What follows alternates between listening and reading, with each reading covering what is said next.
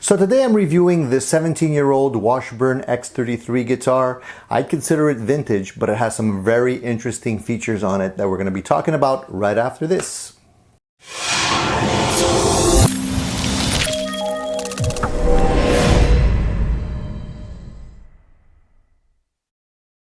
Hey, welcome back to another episode of Addicted to Gear. I'm Tony, and today I have this very nice looking Washburn X33 guitar that was built in 2004. Would you consider that vintage? A pretty nice amount of time to have a guitar like this in your collection. Now, this is not my guitar. It's actually something that I borrowed from a buddy of mine, and I appreciate it very much. And I figured it would be great for us to talk about this guitar today because it does have some very interesting features on it. So I wanted to discuss it in more detail and go over what I really like about this guitar. Now, from what my buddy tells me, it retailed for about $500 to $600. That's MSRP at the time, which is not inexpensive. I mean, if you consider the prices of guitars in 2004, I guess Fender guitars were probably going for about $700 to $800 at that time. So I guess it would be just slightly less expensive than a Fender guitar. But the guitar itself has some really interesting features in the sense that they're kind of features that you would find on upper scale guitars today. Now, Washburn has been around as a company for a long time. The company was established in 1883, so they've been making musical instruments for a long time. Now, today I think they're owned by Jam Industries, the US division of that company, but originally they were around in 1883 back in Chicago making really nice musical instruments. So this guitar is not a US made guitar. It says right in the back over here that it's made in Indonesia. And from what I can see on this guitar, it's not a shabby guitar at all. So let's dig into it and go over some of the details so that you can better understand a little bit more about this guitar. So let's start off by looking at the body shape of this Washburn. Now you can see that the body shape here is a very familiar style. Yeah, it looks like a Strat. It has the same features: 3 single coils, 3 knobs, 5-way switch, and a tremolo. The guitar is actually carved, so the top is actually not flat. And you can see a little bit, if I show you in the light, you can possibly see that it's carved. It has a really nice sunburst finish, and the body itself is made of alder. Alder is a great wood because it looks pretty. It has some nice figure to it. It's not like a bland style wood, so you do have a nice chunk of wood there. The back of the guitar is sprayed dark, but the front of the guitar has this really nice sunburst to it. The interesting feature about the body, besides the cut, is the fact that the 3 single coil pickups are mounted directly to the body inside the holes that are cut or routed out for the body. If any of you have played guitars with pickups that are mounted right into the wood, it does give you a little bit better sustain. Charvel and a Wolfgang that I owned in the past had the pickups mounted directly to the wood, and I did feel like I experienced a little bit better sustain because of that, because it's not mounted directly to a pickguard. You can't actually mount a pickguard on this guitar because of the fact that the body is carved out like that. So carved tops like this have been made popular by many brands. Jackson does this, obviously PRS does this, and more companies that are making higher end guitars that are costing quite a bit of money are giving that as an option. And so the knobs are sunk into the body ever so slightly, similar to what PRS is doing as well. The interesting thing with that is that it does give the body a little bit more of an expensive look to it, but the disadvantage to that is if you ever want to change these knobs and say put larger knobs or knobs that have fluted numbers like the Strats, they won't fit. Okay, so there's always a give and take with any kind of features that are not commonly found on a lot of guitars. But I still feel that it looks really nice. So let's talk about the pickups in this guitar a little bit. Now these pickups are single coils, as I mentioned. They're made by a company called Shaman, and the model is the EL910 pickups. You could look them up online. They're basically single coil pickups that you would normally see, you know, very similar to what you would normally see in a Fender Strat.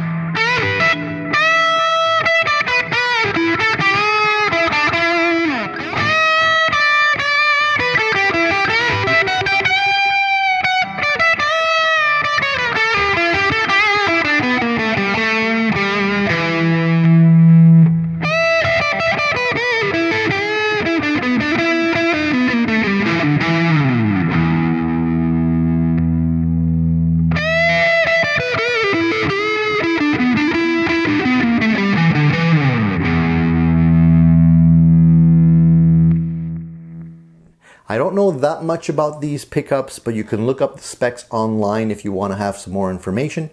When I played the guitar, the pickups sounded okay. I mean, stock pickups for me are always kind of, they're okay. I always tend to upgrade my pickups and just try and get something that is a little bit more punchy and has a little bit more life. But the pickups in this guitar are not bad. I do, however, feel that if you do upgrade these pickups, you will have a lot more life to the guitar, and I think it's well worth it. The body on this guitar, as I mentioned, is alder, and alder has a nice weight to it. It doesn't feel extremely heavy, and it maybe not as light as basswood. The bridge, the saddle, everything is really nice in terms of the quality of the finish. A 17-year-old guitar normally will get pitting, will get rusting, and the chrome will come off. But in this particular case, it looks brand new. So that tells me that the bridge was a pretty good quality bridge at the time, and they didn't skimp on that. Same thing with the chrome on the knobs. They're not tarnished or anything, so the quality of the chrome was actually very good for a guitar made at the time. Now the fit and finish on the guitar is really nice. The neck pocket is cut extremely tight to the actual neck. There's no gaps at all. And a lot of times you'll see gaps even in more expensive Fenders, that you can slip a piece of paper in between the body and the neck, but you don't have that here. So the fit and finish at the time was quite good. And normally when a guitar neck is cut this precise, you will often have cracks in the neck joint, where you would see that on a lot of guitars, including Fender guitars, Ibanez guitars, notorious for having cracks along the sides, and you don't have that here. So either my buddy took extremely good care of this guitar, or got extremely lucky, or the guitar was built very well. So it's really nice to see a guitar that is 17 years old and has no defects like that in it. There's no chips in it, there's no cracks. There is, however, a little bit, you can see in the light that there are a couple of bumps here in the back of the finish, but that's not something that I would worry about. There's no cracks in the finish or the paint or anything like that, so I'm not worried about that at all. The neck of the guitar is where all the money is. I mean, that's what you really have to like in a guitar. And I like this neck a lot. The neck is well made. I can see that they use a really nice slab of rosewood, and the slab is pretty thick. So that's nice to see. The frets on the guitar are jumbo frets. The neck radius is quite flat, feels quite nice. The width on the neck is a little bit wider than some of my typical Strat sizes. You can feel it ever so slightly, but it's still very comfortable. And the curve on it is a C, and it's a soft C. It's not a very, it's not a thick, bulky C. So it makes it really easy to play. It's like really nice. I don't have any issues with the neck at all. The interesting thing I want to point out is that on this particular model, they did not originally come with any dot inlays on the front of it. So my buddy basically put on these sticky markers to be able to see his position. And I understand why he would do that, because it's kind of uncomfortable to play without any markers. Some guitar companies were doing this as a styling that they were offering. It looked cool, but a lot of people don't like that. They do, however, have the markers on the side, so you do have some sort of a reference there. I had an Alvarez acoustic guitar that was made that way, that had no markers on it except for a marker on the 12th fret. And yeah, it throws you off a little bit, so I understand why somebody would prefer to have the markers there. The back of the neck is made of maple. You can see that it has the skunk stripe there that you would normally find on Strat style guitars. And here's the interesting aspect of the guitar right over here. So the back of the neck pocket here has a nice carve to it. You can see that it's not square like you would normally find on a Strat, and it doesn't have a neck plate. So it's quite comfortable to play. A lot of higher end guitar companies now, like Charvel, Ibanez, Suhr, just to name a few, have this type of a heel on them today, and they're charging a premium for it. The fact that it has no neck plate and it has countersunk screws, that is also something that you're starting to see on a lot of higher end guitars. It works well. Ibanez has been doing this for a long time. There's no issues there. There's no cracks in the actual paint along here, so I don't have any issues with that, and it looks quite nice, and the offset stagger like that is quite interesting as well. The back of the body is very typical, has a tummy tuck. The plates for the access to the springs is countersunk, and obviously the control plate here is also countersunk. They give you access to put in your strings, very commonly seen on a lot of guitars. I don't really understand why they would give you, why they open up the back plate so you can see the springs. It's not like you can really pull the springs out from there anyway, but anyway, it's just something I guess they decided to go with. The jack plate is a standard jack plate, nothing too crazy to write home about. The carve on the front of it, the horns, are a little bit thinner than you would find on a Strat, a little thicker than what you would find on an Ibanez guitar, kind of in between the two. So I guess you can see that's what they wanted to go with. They didn't want to necessarily copy one or the other. And the headstock on this guitar is a little bit of a throwback to the thicker Jimi Hendrix type Strat headstock. Of course, they gave an extra little carve here so that they didn't have any copyright issues. But for anybody that likes the bigger headstock on the older Strats, this is basically what that is offering in terms of a look and a style. The tuners on these guitars are Grover tuners, and they have a ratio of 1:18. Very nice quality tuners, as a matter of fact. I was expecting to see cheaper quality tuners. The Grovers are quite nice. They're using similar type tuners on some Gibson guitars, but the tuning key is bigger because it's 3 on one side, 3 on the other.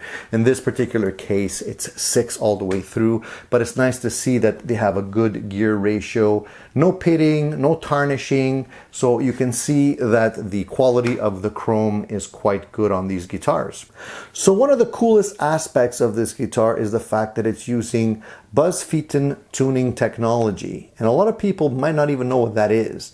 Now, this technology was developed because normally with stringed instruments, when you're tuning your guitar and the intonation is set up properly, it's never 100% in tune with itself. So it'll be okay in certain areas, but sometimes when you strum between, say, a major chord and a minor chord, you'll hear some dissonance there in certain notes. And it does drive certain musicians crazy, especially if you're anal about having your intonation just right. So the way they got around this is somebody developed this tuning system that is basically incorporating a nut that slightly overlaps the fretboard, and so it shortens certain string lengths ever so slightly, so that you can compensate for these dissonances and make the chords sound in tune. It basically tricks the ear into making it sound in tune. So when you're tuning your guitar using the Buzz Feiten system, you would tune your guitar slightly different. Normally we would tune the guitar by getting the tuner and making sure the open E string is in tune, and then do relative tuning all the way down the fretboard, right? Now, when you're using the Buzz Feiten system, what you want to do is you want to tune the high E string, making sure it's at 0 on your tuner, and then start off tuning the other strings and basically just work your way down. So the B string would be tuned to the 5th fret like normal. The G string would be tuned to the 9th fret. The D string would be the 14. The A string would be the 7. And then finally the E string would be the 5th. And by tuning across the fretboard like that, you actually can tune a little bit more specifically, and you could get into that ballpark and make sure everything rings out just right. I haven't seen them on a lot of guitars, but it intrigues me, and I'll definitely do a little bit more research for you guys and maybe do a whole separate video specifically talking about the history of this system, where it originated from, how they developed it, and you know, how basically it works. I think it's quite ingenious and it's a nice feature to have. I haven't seen too many other guitars that have this feature. So in a nutshell, guys, I think this Washburn X33 guitar is a definite keeper. Made in 2004, but it stood the test of time. Definitely has some great features that are still relevant today, and that's amazing to see with an older guitar like that. And I would definitely keep it in my collection. There's no real need to get rid of it. It plays really well, it looks really nice, and definitely a great buy, I think. So thumbs up to Washburn for producing a killer guitar way back in 2004. So thank you for joining me for this video review. I hope you enjoyed the information that I presented here today. If you haven't already subscribed to my channel, please do. There'll be more great videos and guitar reviews coming your way. Stay tuned.